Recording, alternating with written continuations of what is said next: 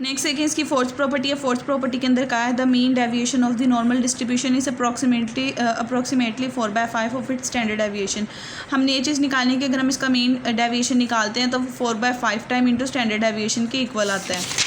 अब इसके लिए भी सबसे पहले आप देखें, आप प्रूफ में जाएंगे, आपने मीन डेविएशन का फॉर्मूला लिखा। Mean deviation basically expected value of x minus mu का मोड होती है। एक्सपेक्टेड वैल्यू का फॉर्मूला लगाएंगे तो -∞ टू +∞ इंटेग्रल फंक्शन और साथ में एफ ऑफ एक्स की वैल्यू आ जाती है। सेम इसके अंदर भी वही वाली सब्सटीट्यूशन करेंगे। जब ये वाली सब्सटीट्यूशन करेंगे तो यहाँ से G del equals to X minus mu आना था, और जब यहाँ से डेरिवेटिव लेना है तो D X equals to sigma into D G आ जाना था। वैल्यू सब्सटीट्यूट करेंगे, जो जगह जिस जगह जो टर्म आ रही है उसकी जगह वैल्यू आप सब्सटीट्यूट कर दोगे। इंटेग्रल को डिस्ट्रॉय करोगे -∞ से 0 और 0 से इन्फिनिटी। फिर कहोगे कि आपके पास ये दोनों टर्म्स जो हैं इक्वल होती हैं, इसलिए इसको आप 2 टाइम लिख सकते हो, तो इसको 2 टाइम लिख दोगे। 0 से इन्फिनिटी इंटेग्रल और ये वाली पूरी की पूरी टर्म। अगर आप अब ये वाली टर्म पे गौर करो, बेसिकली ये वाली टर्म अगर 2 कैंसिल, आपके पास ये स्क्वायर रूट ऑफ 2 कैंसिल हो जाए तो ऊपर ये square root of 2 over pi बन जाएगा। और ये वाली पूरी की पूरी टर्म में आपके पास देखें फंक्शन है ई की वैल्यू और साथ में उसका डेरिवेटिव है। बेसिकली उसका डेरिवेटिव माइनस जी था, माइनस से मल्टीप्लाई और डिवाइड कर दोगे तो फंक्शन उसके साथ उसका डेरिवेटिव है। इंटीग्रेशन क्या होगी, इंटीग्रेशन इसकी वही फंक्शन अगेन आ जाएगा, क्योंकि फंक्शन उसके साथ उसका डेरिवेटिव हो। डेरिवेटिव और इंटेग्रल कैंसिल हो जाते हैं, पीछे फंक्शन रह जाता है।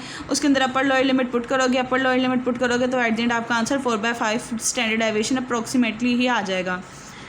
उसके बाद नेक्स्ट इसकी फिफ्थ प्रॉपर्टी है। फिफ्थ प्रॉपर्टी के अंदर आपको कहा हुआ है कि normal curve has points of inflection which are equal distance from the mean. आपने ये चीज़ शो करवानी है कि इसके जो पॉइंट्स हैं वो आपके पास इको डिस्टेंस होते हैं मीन से। इको डिस्टेंस होने का मतलब ये है आपने सबसे पहले इसके पॉइंट ऑफ इन्फ्लेक्शन निकालने हैं। डबल डेरिवेटिव लेना है, उसको इक्वल टू 0 रखना है, वहाँ से पॉइंट ऑफ इन्फ्लेक्शन निकालना है। सिंगल डेरिवेटिव लेना है, उसको इक्वल टू 0 रखना है, वहाँ से उसका पॉइंट ऑफ इन्फ्लेक्शन निकालना है। अब आपके पास फंक्शन बेसिकली ये टर्म थी। अगर आप फंक्शन का फर्स्ट डेरिवेटिव लो और फर्स्ट डेरिवेटिव लेके उसको इक्वल टू 0 रखोगे, पीछे भी हमने देखा सारी टर्म 0 हो जाएंगी, यहाँ से जो उसका पॉइंट निकलेगा वो x इक्वल्स टू म्यू होगा। और इसके ऊपर आप एक चीज़ नोट करोगे, जब आपके फंक्शन का डेरिवेटिव ग्रेटर देन 0 होगा, x आपका म्यू से लेस होगा, इसके ऑपोजिट होता है। जब फंक्शन का डेरिवेटिव लेस देन 0 होगा, इसका मतलब ये है कि x ग्रेटर देन म्यू होगा। इसका मतलब ये आपका पॉइंट ऑफ इन्फ्लेक्शन है, जहाँ पे आपका फंक्शन जो है वो चेंज हो रहा है, इंक्रीज डिक्रीज हो रहा है, अपना पॉइंट चेंज कर रहा है। और अगर आप ये वाली वैल्यू इस फंक्शन के अंदर पुट करें, ओरिजिनल फंक्शन के अंदर, बेसिकली जब आप ये वाली वैल्यू इसके अंदर पुट करेंगे ओरिजिनल फंक्शन के अंदर, तो आपके पास ये वाली सारी टर्म तो बेसिकली 1 हो जाएगी, तो पीछे फंक्शन का आंसर ये वाली टर्म ही रह जाएगी। इसी तरह जब आपने इसका सेकंड पॉइंट ऑफ इन्फ्लेक्शन निकालना है, डबल डेरिवेटिव लेंगे, उसको इक्वल टू 0 रखेंगे, सारी टर्म 0 हो जाएगी, ये टर्म रह जाएगी। इधर से आपके पास जो वैल्यू आएगी, ये देखिए यहाँ लिखा हुआ है, यहाँ से जो x की वैल्यू आएगी वो आपके पास mu plus standard deviation mu minus standard deviation आ जाएगी। तो सेकंड डेरिवेटिव पे पॉइंट ऑफ इन्फ्लेक्शन ये है जहाँ पे फंक्शन अपनी वैल्यू चेंज करता है। तो जब ये दोनों वैल्यू ओरिजिनल फंक्शन के अंदर आप पुट करोगे तो ओरिजिनल फंक्शन जो आपको ये वाला फंक्शन है एफ ऑफ एक्स वाला, ये आंसर ये टर्म देगी। तो आप कहोगे कि ये वाला पॉइंट और वो वाला पॉइंट जो है बेसिकली उसका आंसर है।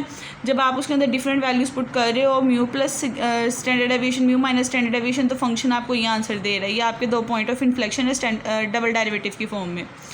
इसी तरह आपके पास 6th प्रॉपर्टी है। 6th प्रॉपर्टी के अंदर ये शो करवाना है कि ऑड ऑर्डर मूवमेंट्स जो हैं वो 0 होते हैं, जबकि इवन ऑर्डर का आंसर आता है। इसके लिए आपने मूवमेंट्स निकालने, मूवमेंट का फॉर्मूला आपको बताया हुआ है कि ई की अगर आर निकालनी है तो वो एक्सपेक्टेड वैल्यू ऑफ एक्स की पावर आर होती है।